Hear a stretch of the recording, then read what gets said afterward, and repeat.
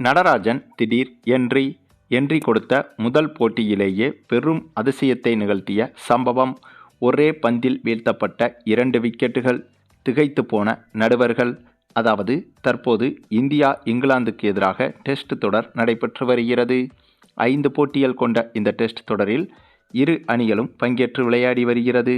அப்படியாக சமீபத்தில் நடைபெற்ற ஒரு டெஸ்ட் போட்டியில் நடராஜன் இந்திய அணிக்காக விளையாடியிருந்தார். இவர் இங்கிலாந்து அணிக்கு எதிரான ஸ்குவாடில் தேர்வாகவில்லை என்றாலும் கூட நெட் பவுலராக தேர்வாகியிருந்தார். மேலும் சமீபத்தில் நடைபெற்ற இந்த ஒரு போட்டியில் இவருக்கு பந்து வீசும் வாய்ப்பும் கிடைத்தது. அப்படியாக கிடைத்த அந்த ஒரு வாய்ப்பை இப்போது இவருக்கு சாதகமாக பயன்படுத்தி இருக்கிறார். ஆமாங்க, இதுவரை கிரிக்கெட் வரலாற்றில் இப்படிப்பட்ட நிகழ்வுகள் என்பது நடந்ததே கிடையாது என்று கூட சொல்லிவிடலாம். அப்படி ஒரு சம்பவத்தை அசால்ட்டாக செய்திருக்கிறார் நடராஜன். இந்த போட்டி தொடங்கி சரியாக முதல் இன்னிங்ஸில் இங்கிலாந்து அணி பேட்டிங் செய்து கொண்டிருக்கும் போது 72வது ஓவரை வீசும் வாய்ப்பு நடராஜனுக்கு கிடைத்தது. அப்போது அந்த ஓவரின் 4வது பந்தை இவர் வீசும்போது அந்த பந்து நோபாலாக மாறியது. அதே சமயம் அந்த பந்தை எதிர்கொண்ட இங்கிலாந்து பேட்ஸ்மேன்கள் அந்த பந்தை அடித்துவிட்டு ரன்கள் எடுக்க ஓடினார்கள். அந்த சமயம் எதிர்பாராத விதமாக இங்கிலாந்து பேட்ஸ்மேன் ஒருவர் ரன் அவுட் ஆகிவிட்டார். அதன் பிறகு நோபாலுக்கு ரீபால் போடும்போது அந்த பந்திலும் தனது ட்ரேட்மார்க் யாக்கர் மூலமாக ஸ்டெம்புகள் பறக்க போல்டு விக்கெட் மூலமாக ஒரு விக்கெட்டை வீழ்த்தியிருந்தார் நடராஜன். ஆகவே இவர் வீசிய நோபால் என்பது இவருக்கு சாதகமாக மாறியிருந்தது. மேலும் நடராஜன் வீசிய இந்த ஒரு பந்தில் 2 விக்கெட்டுகள் கிடைத்துவிட்டது.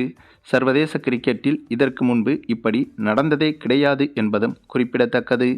அப்படி இருக்கும்போது நடராஜன் செய்த இந்த ஒரு சம்பவம்தான் இப்போது ஒட்டுமொத்த கிரிக்கெட் வரலாற்றுக்கும் இப்படி ஒரு விஷயத்தை அறிமுகப்படுத்திய முதல் சம்பவமாக வரலாற்று புத்தகத்தில் இடம் பிடித்துள்ளது. மேலும் இந்த தொடரில் நெட் பவுலராக இணைந்திருக்கும் நடராஜன் இந்த ஒரு சம்பவம் மூலமாக இந்திய அணி ஸ்குவாடில் இடம்பெறுவதற்கும் அதிக வாய்ப்புகள் இருக்கிறது என்றும் சொல்லப்படுகிறது. ஆக மொத்தம் இதுபோன்ற இயற்கையான சம்பவங்கள் கூட நடராஜனை மீண்டும் மீண்டும் கிரிக்கெட் ரசிகர்களுக்கு ஞாபகப்படுத்தி கொண்டே இருக்கிறது.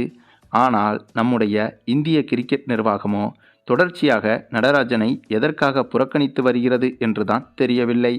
இந்த சம்பவத்திற்கு பிறகாவது கண்டிப்பாக நடராஜனுக்கு இங்கிலாந்து தொடரில் ஆடம் 11இல் வாய்ப்பு கிடைக்க வேண்டும் என்பதுதான் தமிழக கிரிக்கெட் ரசிகர்களின் எதிர்பார்ப்பாகவும் இருக்கிறது.